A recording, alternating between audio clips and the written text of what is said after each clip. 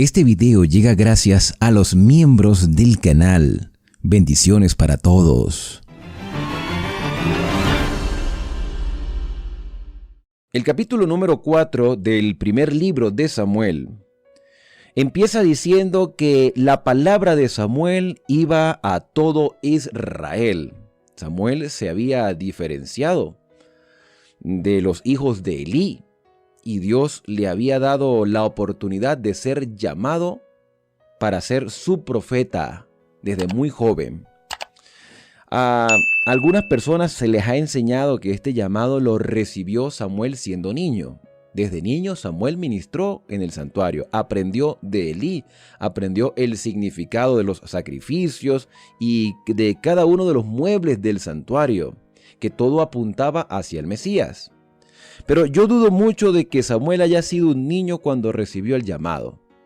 Creo más bien que era un adolescente, ya casi entrando en la etapa adulta. Podríamos pensar que tendría unos 16 o 17 años. Porque para que un sacerdote pudiese tener el respeto del pueblo, tenía que tener la edad sacerdotal. Un sacerdote fungía en su ministerio entre los 20 a los 50 años de edad. El sumo sacerdote hasta que muriera. Pero los sacerdotes tenían sus cargos ministeriales en la edad viril, de 20 a los 50 años. El llamado ministerial lo recibe Samuel, o el llamado profético, cuando ya era adolescente, casi entrando a la etapa adulta. Por eso concluyo que debía haber tenido entre 16, 17 o posiblemente 18 años. Pero este primer versículo del capítulo 4 es la continuación del capítulo 3. Porque todavía Samuel no tenía la autoridad para dirigir a Israel. Existía el sumo sacerdote Elí. Samuel había recibido el don profético, pero todavía no tenía autoridad ante el pueblo. Continúa el versículo 1 diciendo que por ese tiempo Israel salió en batalla contra los filisteos porque los filisteos los oprimían. Posiblemente este es el contexto de la muerte de Sansón. Como Sansón había muerto, entonces los filisteos tenían un cierto grado de opresión sobre Israel. O también cabe la posibilidad de que Sansón haya sido en este tiempo capturado por los filisteos. No se da mayor detalle porque el primer libro de Samuel presenta en contexto la vida de Elí como sumo sacerdote y la responsabilidad que estaba recibiendo el propio Samuel. Bueno, resulta ser que Israel sale en batalla para defenderse contra los filisteos y acampó junto a Eben-ezer y los filisteos en Afet. Los filisteos presentaron la batalla a Israel y trabajándose el combate, Israel fue vencido por los filisteos, que hirieron como a 4,000 hombres. Y vuelto el pueblo al campamento, los ancianos de Israel dijeron: ¿por qué nos ha herido el Señor ante los filisteos? Es una pregunta. ¿Por qué? ¿Por qué hemos sido derrotados? ¿Qué está pasando aquí? Y en lugar de buscar a Dios en oración, en lugar de humillarse como hicieron algunos en el pasado, estos hombres deciden ir al santuario, pero no a consagrarse, sino a buscar lo que ellos consideraban el amuleto para obtener las victorias. ¿Cuál era ese amuleto? Según la percepción que ellos tenían para ganar batallas ante los enemigos, el arca del pacto del Señor. El símbolo de la presencia de Dios.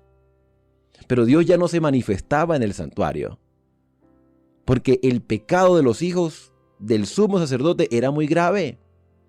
Y ellos, Israel, por las malas instrucciones que habían recibido a lo largo del ministerio de Ofni y Fines, ya no consideraban el arca como un símbolo de la presencia divina, sino como el amuleto para lograr las victorias en las batallas. Y dice el versículo número 3 en la parte final: para que cuando esté entre nosotros nos salve de nuestros enemigos. Tenemos el arca ayudó a nuestros padres en los 40 años de peregrinación por el desierto, esa misma arca que estuvo en el centro del río Jordán y que permitió que Israel pasara en seco por Jordán y nos dieran las tierras de Canaán, esa arca que fue cargada durante 7 días alrededor de los muros de Jericó y los muros se desplomaron. Si llevamos el arca, entonces obtendremos la victoria. Y eso mismo puede estar pasando hoy en día. Pensamos que las cosas materiales, las estructuras eclesiásticas, el hecho de tener el don profético en nuestro medio, tener la escritura o haber visto las maravillas de Dios en el pasado, nos garantiza ahora las victorias del futuro. Estamos olvidando que las promesas de Dios son condicionales, son seguras pero condicionales. Debe haber un cambio en nuestra vida, tiene que haber un compromiso de pacto, por eso se le llama el arca del pacto, el arca de la alianza. Dios se comprometió en proteger a su pueblo, de cuidarlo, de sustentarlo, pero el pueblo debía manifestar fidelidad. Y la razón por la cual los filisteos, los amonitas, los moabitas y todas esas naciones extranjeras y orientales que acosaban a Israel era por culpa del pecado que había en este tiempo de los jueces. Dice el versículo número 4, y el pueblo envió a Silo y trajeron el arca del pacto del Señor Todopoderoso, asentado entre querubines, y los 2 hijos de Elí, Ofni y Fines, estaban allí con el arca del pacto. Estos degenerados, como ya no le daban valor a las cosas espirituales que estaban dentro del santuario, ellos se creían que tenían la autoridad del cielo y tenían el poder de Dios porque estaba el arca. Cuando el arca del pacto del Señor llegó al campamento, todo Israel gritó con grande júbilo que la tierra tembló. Ahora sí vamos a salir victoriosos. Cuando los filisteos oyeron la voz de júbilo, dijeron: ¿qué voz de gran júbilo es esta en el campamento de los hebreos? Y supieron que habían traído el arca del Señor. Los filisteos se asustaron. Si los israelitas tenían tanta seguridad de que el arca les iba a dar la victoria, los filisteos se habían asustado porque también conocían la historia que está registrada en los libros de Moisés. Ahí está registrada la historia. Versículo del 7 al 9 dice: y los filisteos tuvieron miedo porque decían: Dios ha venido al campamento. Y agregaron: ¡ay de nosotros! Antes no fue así. ¡Ay de nosotros! ¿Quién nos librará de estos dioses fuertes? Nótese que los filisteos consideraban los muebles del santuario como dioses. El altar del sacrificio, la fuente de bronce, el candelabro de 7 brazos, la mesa de los panes, o sea, todo lo que estaba dentro del santuario, para los filisteos, en la mente de los filisteos, eran dioses, porque ellos, como paganos, eran politeístas. Ellos tenían muchos dioses y consideraban que la lucha de los pueblos era la lucha de los dioses, y el Dios más fuerte le daría la victoria al pueblo. Entonces ellos se sintieron atemorizados. ¿Por qué? Porque ellos escucharon todo lo que esos dioses en su mente, porque es un solo Dios, que obraba a través de los símbolos del santuario. Dios con todo su poder obraba. Y dice: estos son los dioses que hirieron a Egipto con toda plaga en el desierto. O sea que los filisteos no eran ignorantes de lo que había sucedido en el pasado, pero decidieron tomar la determinación de esforzarse. Dice: esforzaos, filisteos, y sed hombres para no servir a los hebreos, como ellos nos han servido a nosotros. Sed hombres y pelead. Pelearon pues los filisteos, e Israel fue vencido y huyeron cada cual a su tienda, y fue hecha una gran mortandad, pues cayeron 30,000 hombres de Israel. No era el hecho de tener el arca, era que la presencia de Dios ya no estaba con Israel. Dios no los instó a batallar, Dios no les prometió que los iba a acompañar en esa batalla, porque ellos no consultaron al Señor. No consultaron, no se entregaron al Señor para escuchar su voluntad. Primero porque los sacerdotes no estaban tampoco dispuestos a enseñarla, porque estaban totalmente desorientados, y para colmo del asunto, para añadirle más tragedia al asunto, el arca de Dios fue tomada y fueron muertos los 2 hijos de Elí, Ofni y Fines. Con respecto a esto, en el libro Patriarcas y Profetas hay un comentario importantísimo. Dice que los filisteos realizaron un asalto feroz que provocó la derrota de todo Israel y se hizo una gran carnicería. 30.000 hombres murieron. Y la instrucción que este capítulo presenta en la página 572 dice: cuanto mayor sea el conocimiento de la voluntad de Dios, tanto mayor será el pecado de los que la desprecien. Había caído sobre Israel la calamidad más horrorosa que pudo haber ocurrido. El arca de Dios había sido tomada y estaba ahora en posesión del enemigo. La gloria se había apartado ciertamente de Israel cuando fue quitado de su medio el símbolo de la presencia del Señor y de su poder. Con esta sagrada arca iban asociadas las revelaciones más maravillosas de la verdad y del poder de Dios. En tiempos anteriores se había logrado victorias milagrosas siempre que ella aparecía. La cubría la sombra de las alas de los querubines de oro y la gloria indecible de la Shekinah, símbolo visible del Dios Altísimo, había descansado sobre ella en el lugar santísimo, pero ahora no había traído la victoria, no había sido una defensa en esta ocasión y había luto por doquiera en Israel. No se había comprendido que su fe era tan solo una fe nominal y que habían perdido su poder de prevalecer con Dios. La ley de Dios contenida en el arca era también un símbolo de su presencia, pero ellos, Israel, habían escarnecido los mandamientos, habían despreciado sus exigencias y agraviado al Espíritu de Dios al punto de haberse alejado de entre ellos.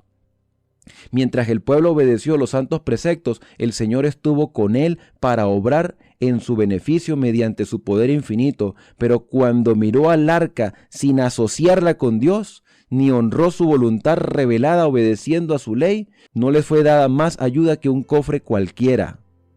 Consideraba el arca como las naciones idólatras consideraban a sus dioses, como si ella poseyera en sí misma los elementos del poder y la salvación. Transgredía la ley que ella contenía, pues su misma adoración del arca la llevó al formalismo, a la hipocresía y a la idolatría. Su pecado lo había separado de Dios y él no podía darle la victoria antes que se arrepintiera y abandonaran su iniquidad. No bastaba que el arca y el santuario estuvieran en medio de Israel.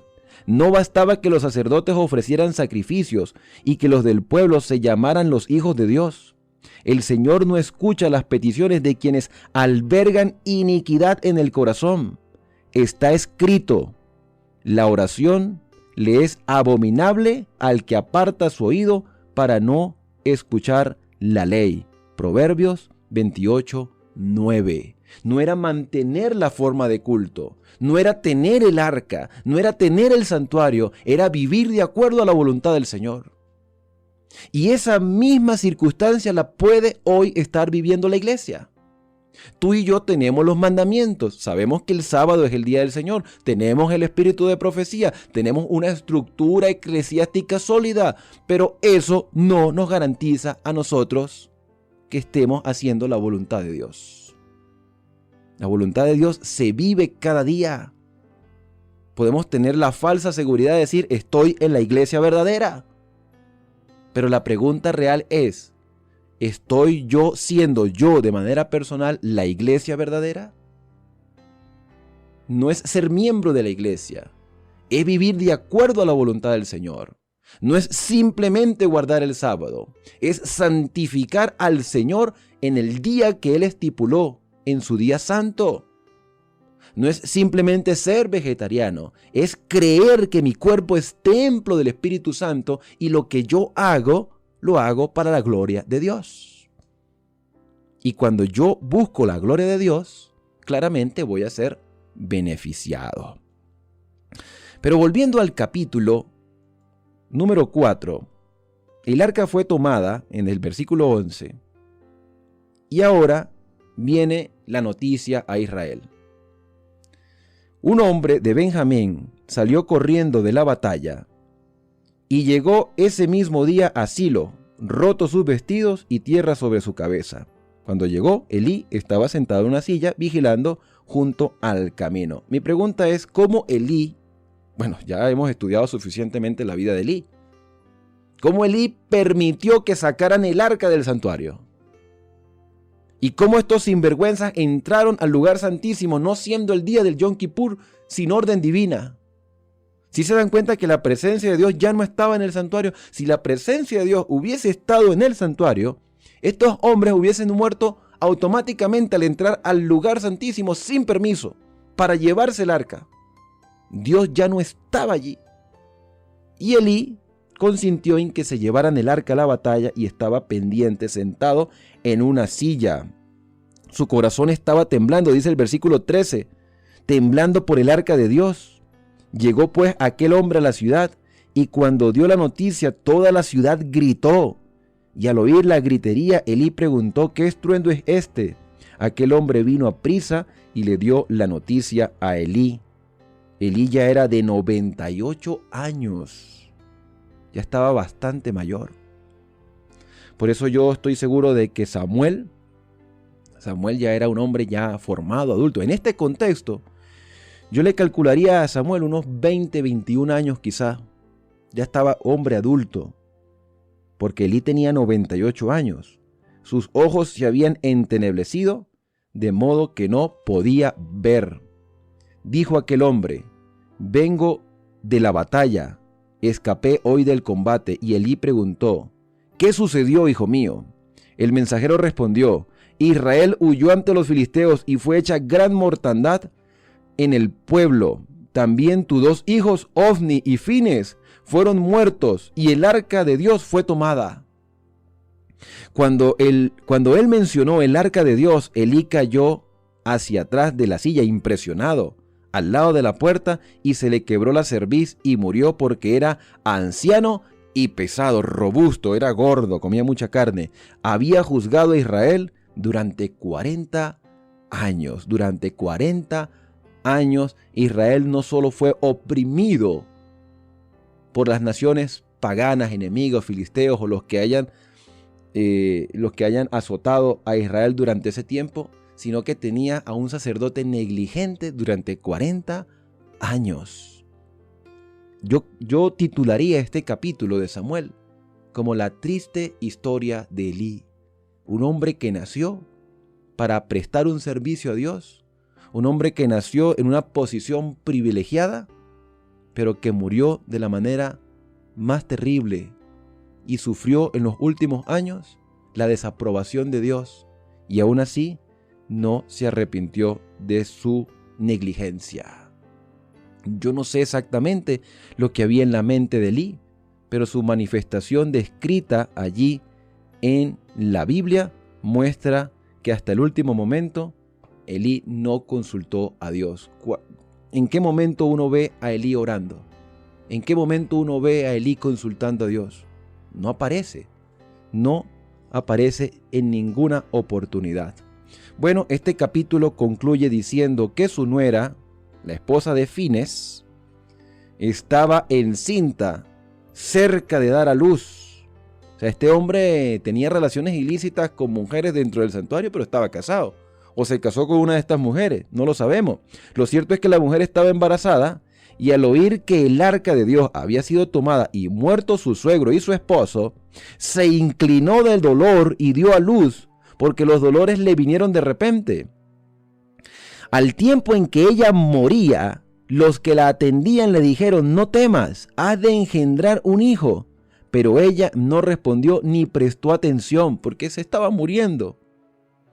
Y en su último aliento llamó al niño Icabob, que significa sin gloria. Era tanta la tristeza de esta mujer que su última palabra fue sin gloria, y así llamaron a este pobre niño, diciendo: se ha ido la gloria de Israel. Quedó huérfano, se murió el papá, se le murió la mamá, se le murió el abuelo, quedó sin gloria. Un niño abandonado, diciendo: se ha ido la gloria de Israel, porque el arca de Dios había sido tomada y muertos sus suegros y su esposo. Dijo pues, se ha ido la gloria de Israel porque el arca de Dios ha sido tomada. Por cierto, ¿qué habrá pasado con Ícabo en el futuro? La Biblia no lo dice. No sabemos si sobrevivió, no sabemos si creció, no sabemos si Samuel lo adoptó. No, la Biblia no dice nada de Ícabo. Queda esa incógnita. Lo cierto es que Dios se había apartado de su pueblo porque su pueblo había sido desobediente. Pero en medio de toda esta circunstancia aparece un remanente fiel, Samuel, quien ahora se encargaría de orientar a Israel. Ya se había muerto Elí, se habían muerto sus hijos, quizás eran los únicos hijos que tenía. De Icabod no se sabe más nada, así que las riendas, la responsabilidad de Israel cayó sobre un hombre que desde niño aprendió a respetar a Dios. Dios siempre va a tener fieles y tú y yo hoy podemos ser esos fieles del Señor. Hoy podemos ser ese remanente porque hoy, tanto tú como yo, tenemos la responsabilidad de comenzar de nuevo, de dirigir nuestro hogar, de ayudar a nuestra iglesia para ser una luz ante las demás naciones. Y eso claramente es un mensaje de esperanza. Hoy hay esperanza para ti, hay esperanza para mí, hay esperanza para tu iglesia, hay esperanza para esta sociedad que está desviada completamente de lo que Dios ha establecido. Pero la decisión la tomamos en este momento, tú y yo. Nadie puede tomar una decisión por ti y nadie puede tomar una decisión por mí. Hoy es el día de decidir por el Señor. Y bien, con esto hemos llegado al final del capítulo explicativo por el día de hoy. El momento es propicio para acercarnos a Dios a través de la oración. Querido Padre, muchas gracias. Gracias porque en medio de un mundo contaminado aún tenemos esperanza. La iglesia puede estar cometiendo errores, pero hoy podemos ser el remanente que ayude a la iglesia a comenzar a obedecer correctamente los mandamientos que tú has establecido.